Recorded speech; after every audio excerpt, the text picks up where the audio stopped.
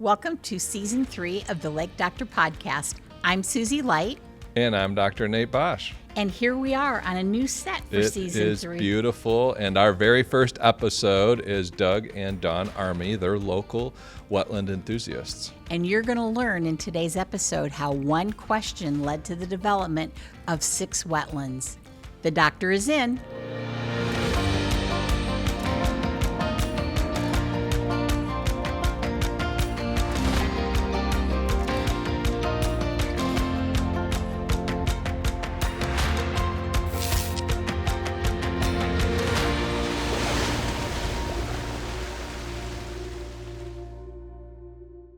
So Doug and Dawn, welcome to the Lake Doctor podcast, especially on this momentous day for you.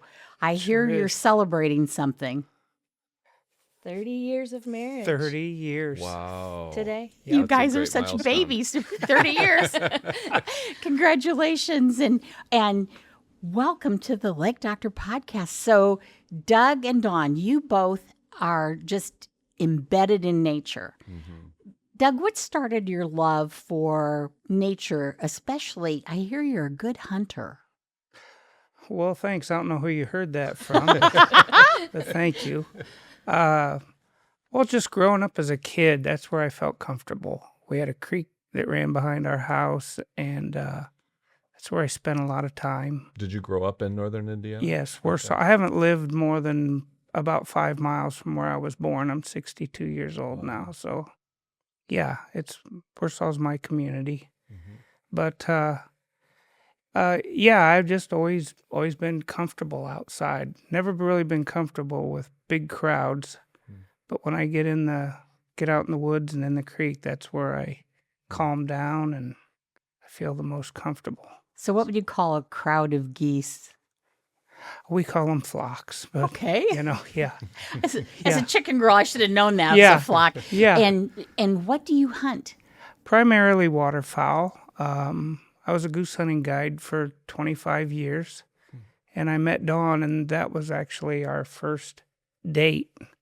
I had clients come in the next day. I'd met her at a line dancing club. She came with... I heard there's a story behind that, Dawn. Diamonds and Denim. Yeah. Mm-hmm. That's like the name of the club? That's what it was called. Yeah, it's not around anymore. No, it's not around. It was gone. the old R&D building right there off of 30. Yeah. And my sister and her boyfriend went and said, come. And I said, okay. And then Doug went with his good friend at the time. And that's where we met.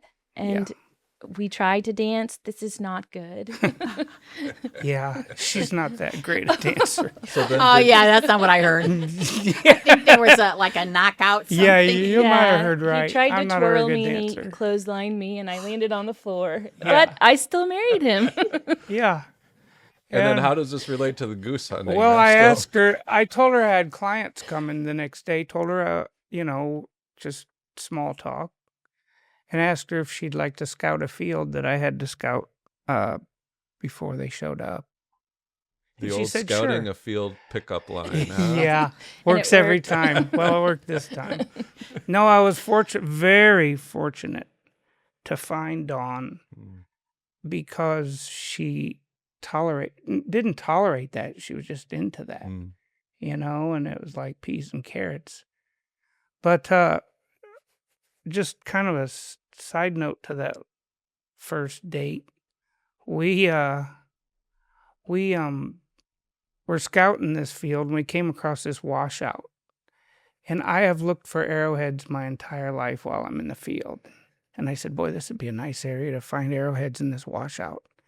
And she said, you mean those old stone ones? And I said, yeah.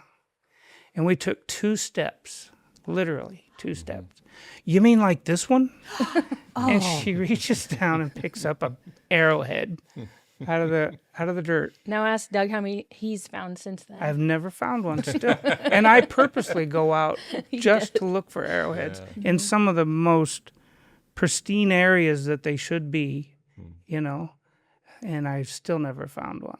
So yeah, I knew I had to marry her. Couldn't wait. That is so fun. Yeah, but no, that's how our first date went.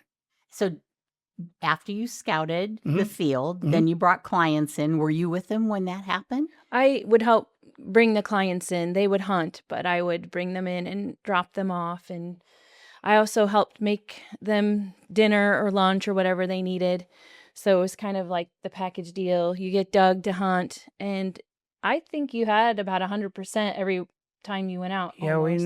we had 100% guarantee money back Yeah. if you weren't, hmm if you didn't have the opportunity, hmm if we didn't present the opportunity. So if someone's just a bad shot, We then that's on can't do them. anything about that. Yeah. But, yeah, we never had to give anybody their money back. So, Yeah. Wow. but that's how, yeah. So it evolved that you started hunting, Mhm. and then you got into some other aspects of Right. nature. Right. Yeah, I'd bought some property, is about 160 acres. And I'd always been into waterfowling, like we said, and I had a wood duck box, nesting box on my mailbox out by the road and on the post. And a fellow by the name of Scott Fetters just randomly drove by and saw that wood duck nesting box on the mailbox. And he told me, he said, I thought to myself, he said, that's somebody that'd like to build a wetland right there. And he stopped back, drove back the driveway and knocked on my door and said, his first words, would you like to build a wetland? I said, I sure would. And we've been like brothers ever since. We know Scott Fetters, don't we? Yeah, Nick? we've had him on the podcast. I Yeah. think in season 1, we talked a lot with him about wetlands. He's with U.S. Fish and Wildlife Service, so definitely a wetland expert Yeah, here he in sure northern is. Indiana. He sure is. And never forgets a name. That's what makes him, I think, partly successful. A good part of his success is that he never forgets a name. And that helps, just build relationships, good relationships with people. And he's built 6 wetlands for us so far. So Yeah. I don't know if Doug ever wants to do more, but right now we have 6. Yeah. So Everything that has a wetland on it that's been created on the property was row cropped at one time. Wow. But it was marginal farm ground. It wasn't high production farm ground. Explain that. What is marginal compared to high?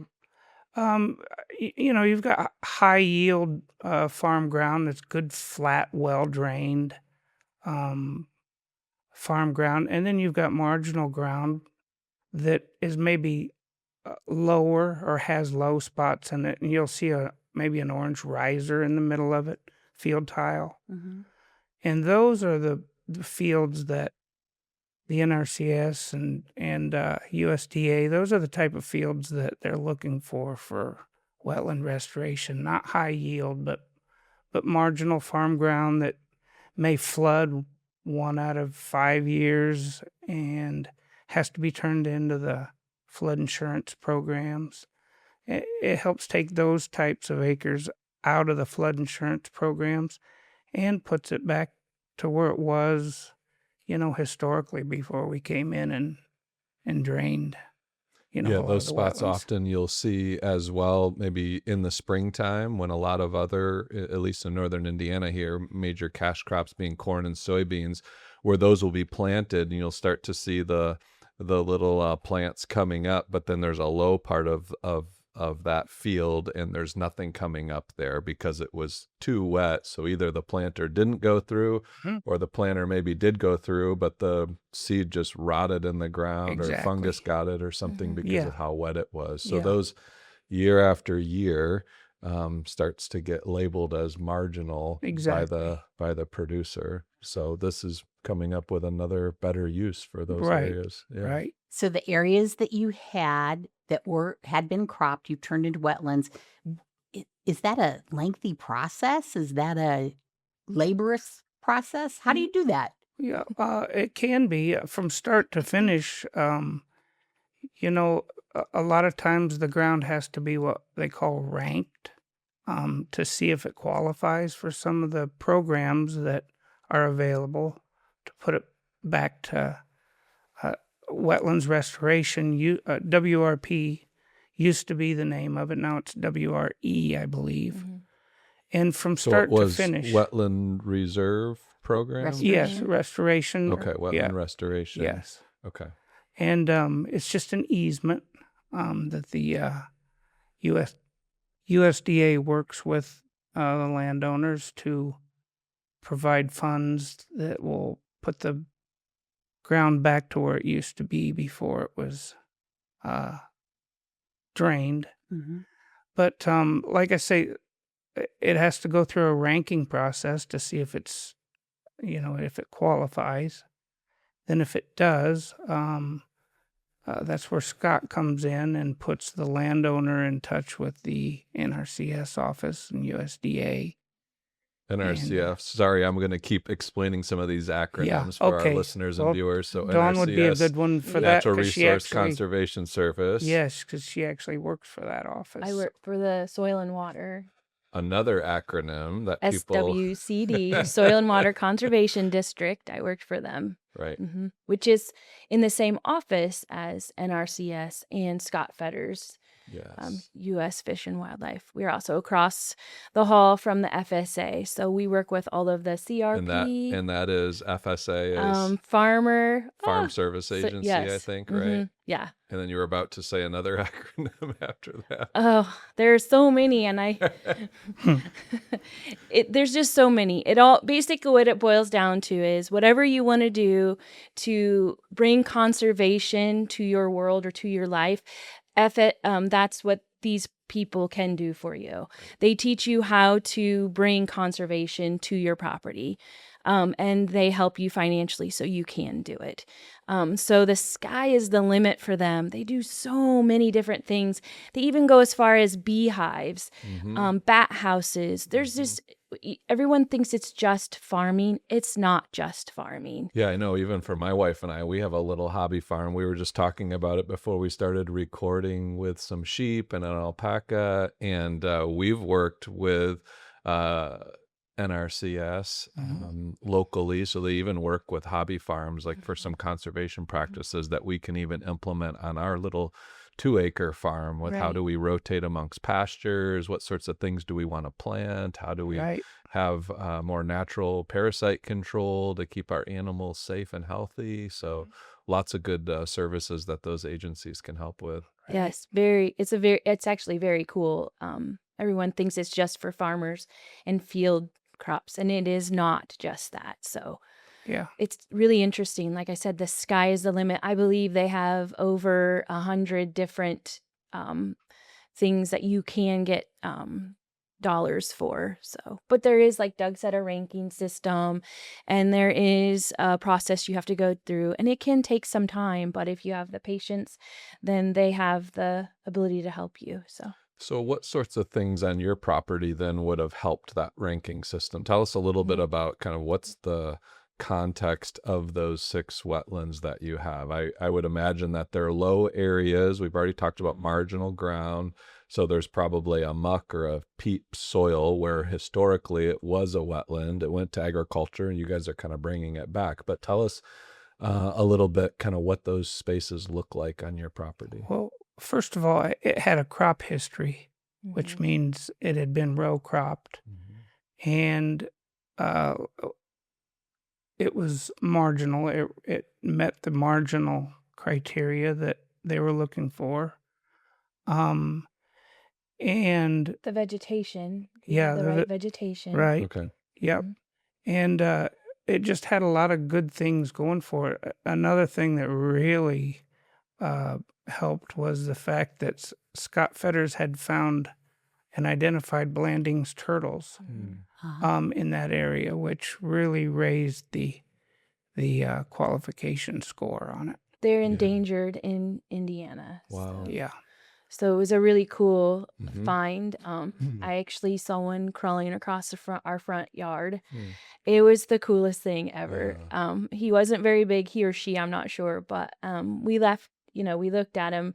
I think I might have even taken a picture, and then we just left them go. But I mean, it was really a cool thing to As see. you should let them go. Yeah, Oh, we yeah. didn't touch it. Yeah. We just looked at it, but it was really cool. I believe our kids were oh gosh, I think Ross remembers doing it too. I feel he was 7, so Raina would have been 5. And Ross was like, Mom, look at its neck because it's very bright yellow on the neck. Cool. They're really cool. They're really cool. Yeah, So. we've talked about those turtles, I think, on maybe at least 2, maybe 3 previous episodes that we've Season talked 2 about episode, turtles. yes. Yeah. Mm-hmm.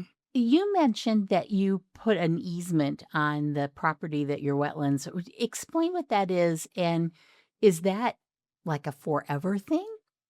It is a forever thing. It's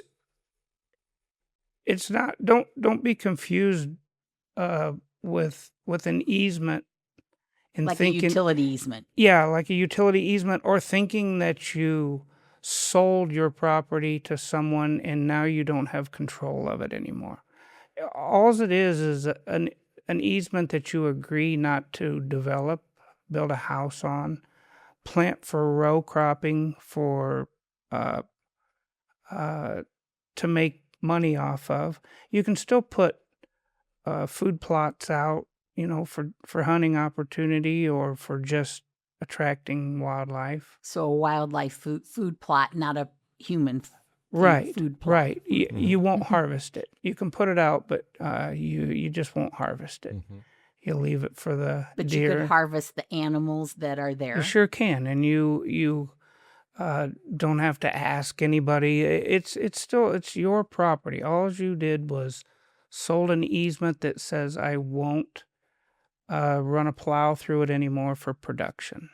And that's in perpetuity forever. Yes. So if you sold your area that the wetlands is on, the next owner would have to agree Yes. that easement. Yes, and it transfers to the new owner the Okay. same way. Yeah. So that is a huge legacy. Yeah. Doug. That is really Yeah, you need to awesome. be committed. I mean, it's not just something that you want to jump into and then all of a sudden change your mind. But I don't think Dawn has either. We've never once thought, man, this was a big mistake. The cool thing is that it's forever. It's not just for a little bit. So you can put in a pollinator planting, think it's beautiful for 3 years and go, oh, I don't want that anymore. Mhm. This is permanent. So it does take a lot of work. Doug spends a lot of time on invasives. He spends a lot of time on making sure that the fire lanes are mowed. He takes a lot of time on this property, as well as our son, Ross. And so it does take time, but the benefits that you get from it, the beauty that you get, the people that come by and say, oh, I could sit on your porch every day just to hear those peeper frogs in the morning, or just to see the sun come up. That in itself is really awesome. And that's one of the things Doug enjoys, I think, the most, is just going out into the quiet. You don't wear your AirPods, you don't take your phone, which is kind of frustrating because I think sometimes, oh my gosh, something's wrong with him. Where's he at? But it's a time where you can just go and just hear nature and just calm yourself. It's like the coolest way to stop your anxiety if you have a bad day. And it's so beautiful just to see like a goose or a wood duck come in and land on the water. Like I said, at night, hearing the bullfrogs, it's just so rewarding. And to know that that's going to stay like that forever. There is nothing that is going to change that and how it is evolving. It will be nature that changes it, not human. So it's really cool to have that legacy and be able to pass it on to our children and their children. And it's so cool to see our grandchildren.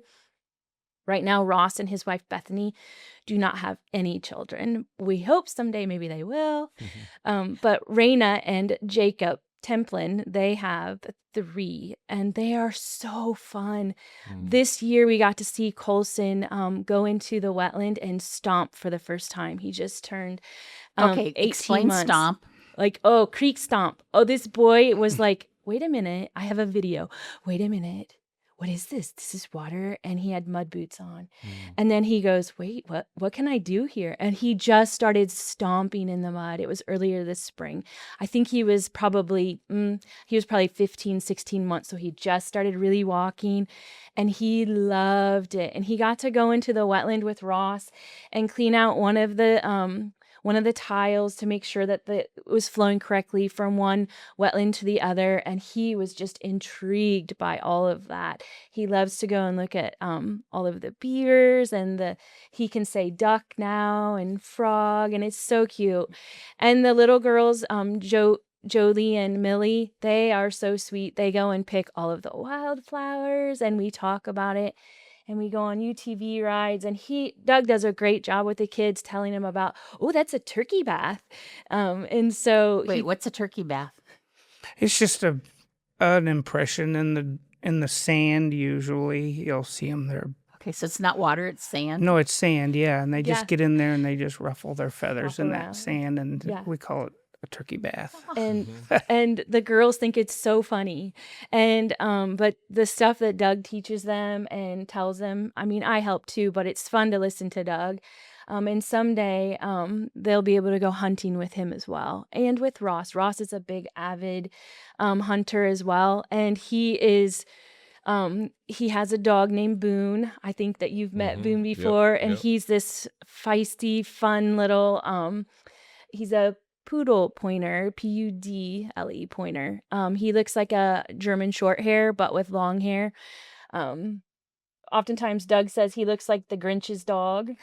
Well, that came from taking him to places like Rural King and stuff like that at Christmas time. The kids would always come up and say, he looks like the Grinch dog. Yeah, because So- he's got a lot of feathering. Yeah. So, but it's so fun. Ross will be able to take all of his nieces and nephews and his children too, but this all is going to go to them.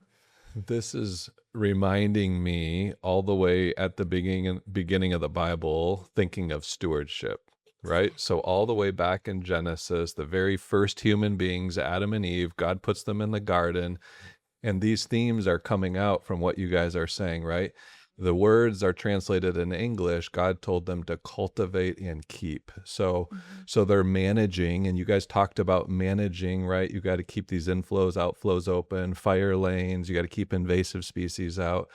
So there's the cultivation and keeping it, protecting it, right? There's this long-term easement, which is going to protect that.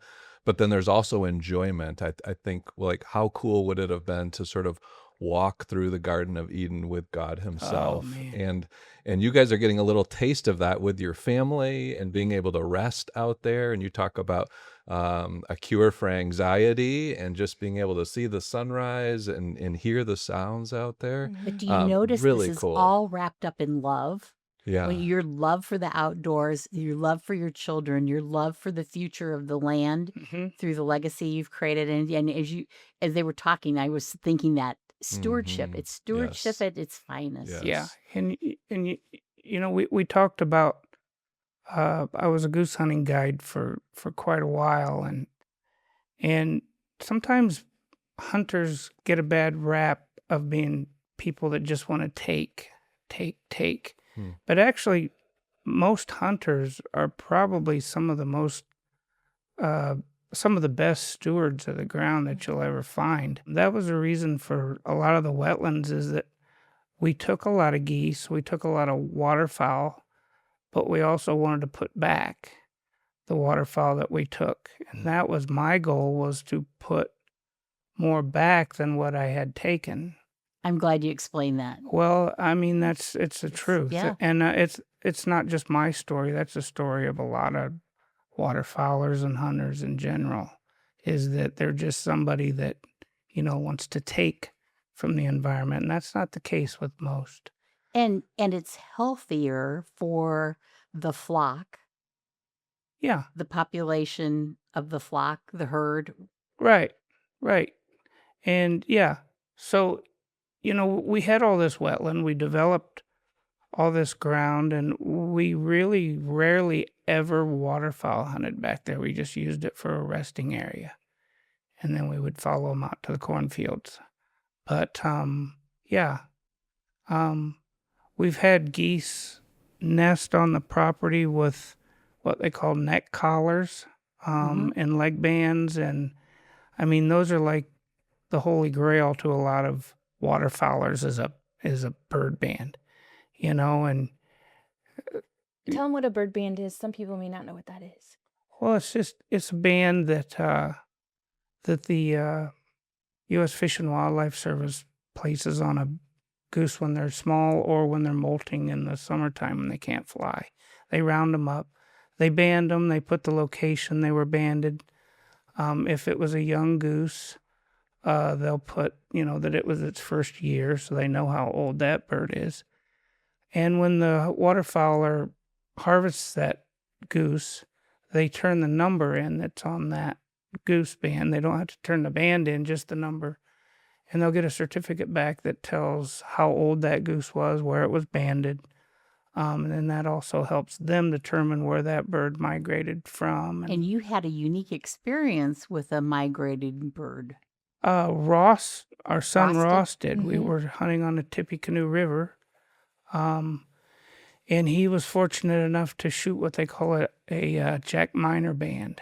And Jack Miner was from Kingsville, Ontario. He still is. His grandson, Kirk, runs it now. But Jack was actually the first person to band a goose. And by his banding program, he was able to determine that geese migrated from Canada down into the United States and even into Mexico by those bands being harvested, and the waterfowlers probably not calling him up at the time, because this was back in if I'm not mistaken, back in the 30s. But they would contact Jack Miner and say, hey, I shot one of your birds clear down in Arkansas. Or I shot one of your birds in Mexico. And then he was able to determine, that they fly south, and then they fly back north, and they fly back south. And, we didn't know that back in the day. That it was the same birds that were flying back and forth. Yeah, they may have had Canada geese, but they didn't know that they came from north and then went back south. But the coolest part about the band, though, which you should say, is what's on the band. Every year they change. Yeah, they're not on a federal band, but Jack Miner put a Bible verse on his band, and his bands are about this long, where a federal band is only about this long. So for our listeners, the federal band is about a half inch. Yeah, 3/4 of an inch to a half inch. And the Jack Miner band is closer about to an inch. Yeah. And he puts a Bible verse in there. Yeah, he sure does. And he called them his disciples, the geese, his disciples, because those bands, back in the 30s, that was kind of considered the market days, where hunters would go out and just destroy as many geese as they could. And when I say destroy, they weren't doing it to destroy anything. They were doing it to eat, and they were doing it to survive. But there was no limits. They were just, shooting. And some of these guys were pretty rough, and, maybe not always on the right side of the law. But what it was doing was putting Bible verses in the hands of those guys that we all need it, but those guys could probably maybe need it a little more than others even. But it would put these Bible verses in their hands. They'd read them and hopefully get something out of that. That's really cool. Yeah. Well, what the banding makes me think of as a scientist is when we're looking at a population, whether it's fish or whether it's plants or whether it's geese, we need a way to estimate the population size, right? And when it's something that doesn't move, like a plant, we can do a transect, which is a long line, and we measure along that line, or we can do a quadrat, which is a certain area, and we count within that area, and then we kind of scale that up. But for mobile organisms like a goose, those things don't work. You have to have something that you either clip or put on that or inject into that so that then you can track it over time. And then based on percentages of marked versus unmarked, it's called mark recapture is the technique for mobile organisms. Based on that proportion of marked versus unmarked, you can start to, over time, estimate populations. And you can see, are the populations rebounding? Are they starting to fall to too low of levels? And so then managers like U.S. Fish and Wildlife Service then know kind of how things are going with that population. And maybe better set limits for the next year or following year. So I'd love to get back into some of the details of how you care for these wetland areas, okay? So you mentioned several things like fire breaks first. Let's talk a little bit about fire breaks. So we've talked about wetlands on this podcast. Our listeners and viewers should remember wetlands are sponges and kidneys, right? They soak up water, they help filter and make water cleaner, so they're really important, but they take some work. And let's talk about some of those management things. So one of them is fire break. So that indicates that you burn that wetland from time to time. Right. Not necessarily. Well, yeah, some of the wetlands will burn, but that's more the upland areas. But the upland areas go right along with the wetlands. But if you were to take an aerial picture of our farm, it looks like maybe we've just got a bunch of trails, mowed around the property, but they're not. If you notice through an aerial, it's the perimeter of every field is mowed. And yeah, we try to keep that what we call a green line around all the fields with prairie grasses in them. And we keep a green line so we can alternate those fields and mow every other year, maybe every third year, just to keep the brushy species of plants out of them, because we're not just looking for, but mainly looking for upland habitat, prairie grasses like what we call turkey foot or big blue stem, little blue stem, switchgrass, Indian grass, just things like that. But you have to burn those off every once in a while just to keep the brushy autumn olive and things like that out of them. And that's what it would have happened historically here in northern Indiana and throughout the Midwestern United States, is you would have fire moving through naturally from time to time, pushing back those what we call woody sort of brush and tree species, and keeping those more herbaceous species like the native grasses. So these fire breaks then, that you mow them to keep them short in stature, the plant there, and also then you have green grass. So when you're burning an area, it's going to burn that whole plot, and then when it gets up to that fire break, that low mowed green grass, the fire is going to extinguish itself, and so you don't have to worry about burning all the other parts of your property or maybe your neighbor's property. And your trees. Trees. And it's kind of an ego thing, I guess, but with me, it's how straight can you keep your burn lines? And, the fire probably doesn't really care. No, it doesn't. It doesn't care. But you're forcing it to stop here, and that's kind of where ego comes in. Scott and I'll argue back and forth. Got a little bit far out into your green line on that one, didn't you? Yeah, well. Well, what about invasive species? You mentioned that before too. And that's a constant battle when we're looking at caring for the environment, because we have these species that have moved in from elsewhere. Often they're exotic species. And they just kind of start to take over some of those native beneficial species. So what do you do to fight against some of those invasive species on your property? Well, the burning helps a lot of that, but Dawn will tell me if I pronounce it wrong, but multiflower rose, is that? Yeah, I always call it multiflower row or something. Multiflora rose. Yeah. Okay. Well, right now we're working on that through the woodland areas. We're eliminating multiflower rose, and also poison hemlock. We have really been hitting that hard this year.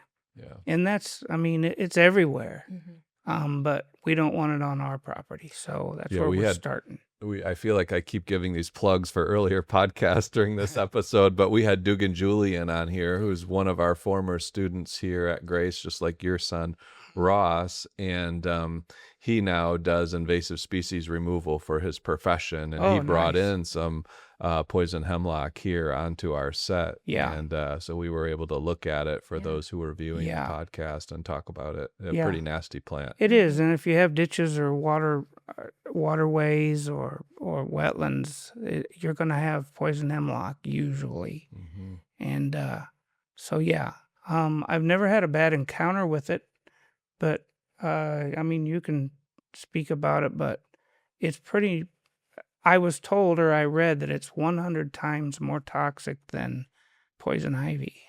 And if you get it in your eyes, it can cause blindness. Yeah, that's It what is a- I've been told. Evil plant. Yeah. And although I think Julian was the person who said a weed is a plant just growing where you don't want it. Mm-hmm. Although I think poison hemlock is an evil weed. Yeah. Everywhere I would see it. agree. Yeah. And in the springtime, you can see a lot of it because it's flowering with this really pretty white flower. It is. Right. And the people who don't know think it's beautiful Queen Anne's lace. It can look a lot alike. Mhm.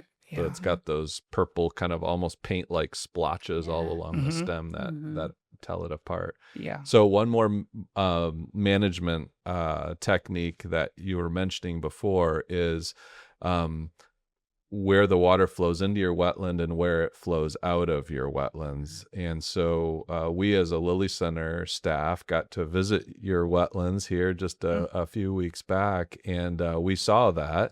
And it was amazing how you can control the flow rate going through Yeah. your wetland with these control structures. Yeah. So tell us a little bit about those. Do you have to clean them out? How do those work? Yeah, that's something Scott Fetters taught us. He's real good about moving water around. And if you have a wetland that has too much water in it and another wetland that's maybe starving for water, you can open control boxes, what we call control boxes. It's got an inlet and an outlet, and it's got boards in it that you can raise and lower by adding more boards or taking more boards, and the water will only stay at the level of the top board.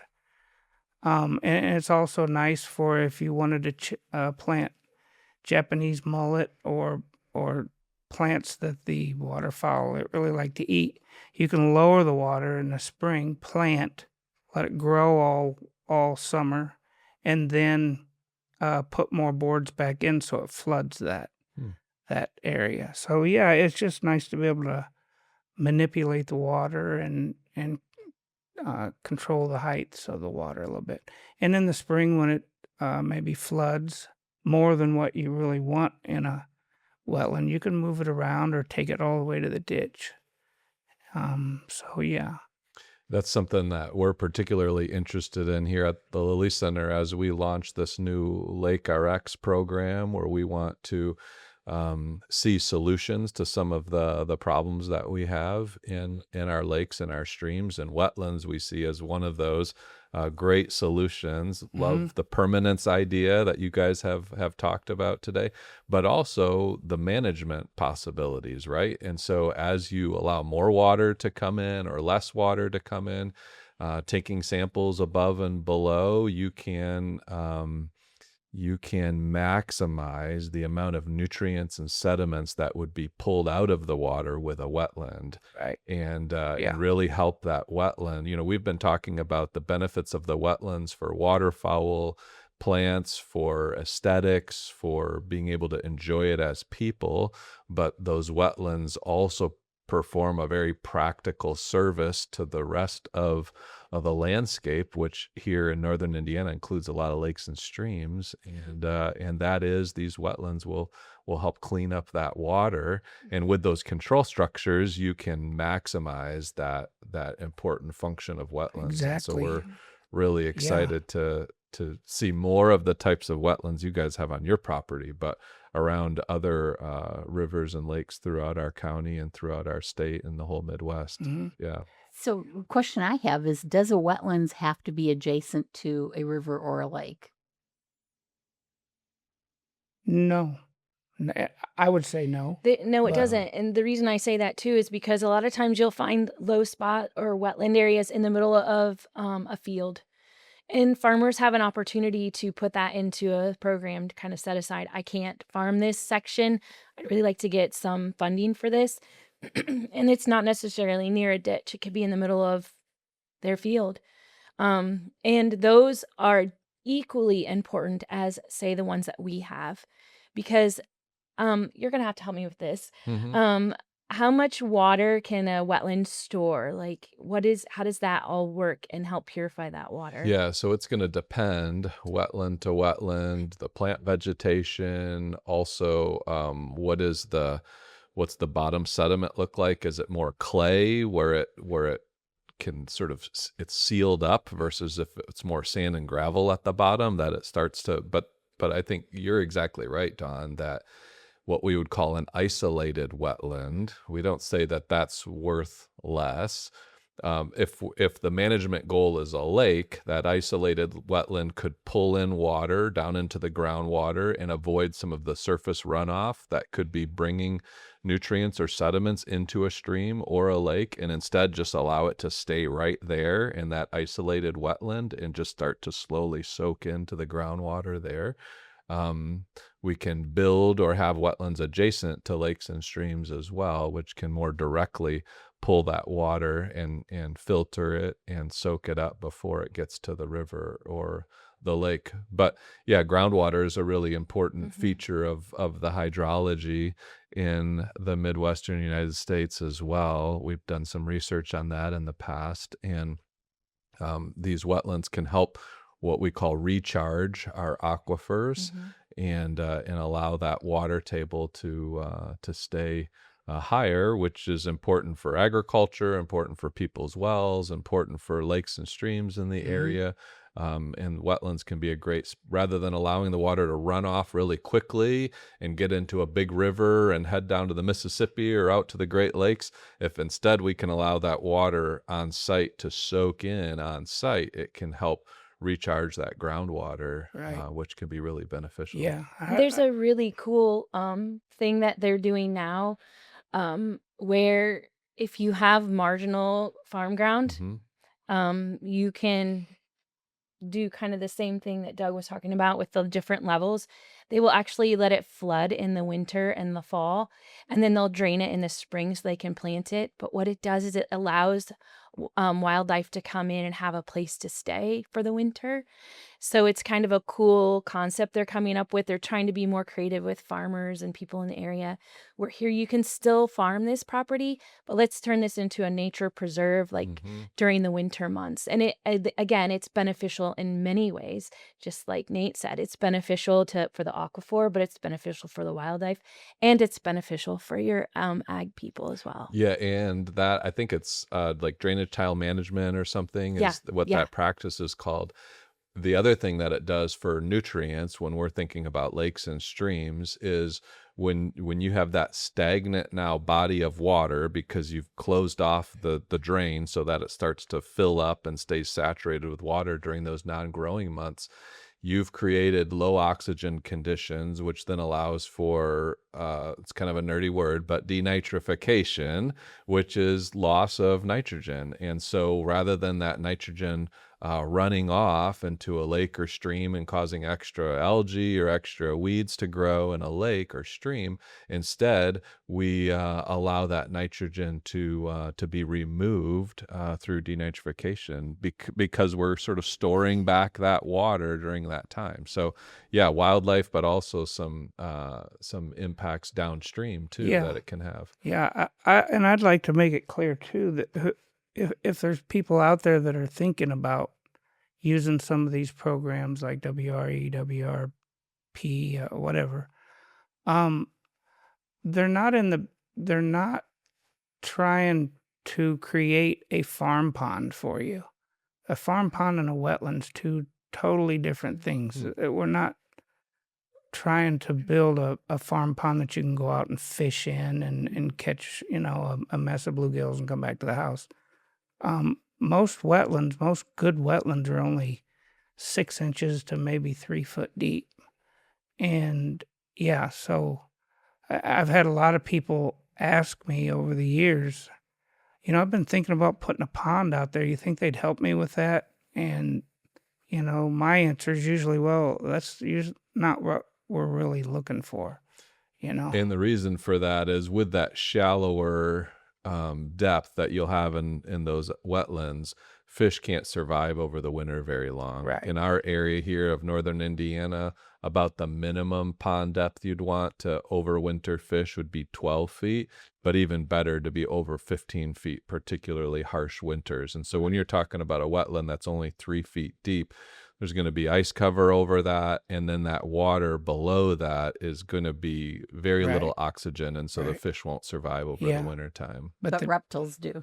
Yes. reptiles do, and the dabbling ducks love it. You know, they can tip up and reach that bottom that's only 6 inches deep or maybe a foot deep. And that's, you know, they're like duck factories. Duck factories. Not in competition with maple leaf, right? Different types of ducks. Yeah.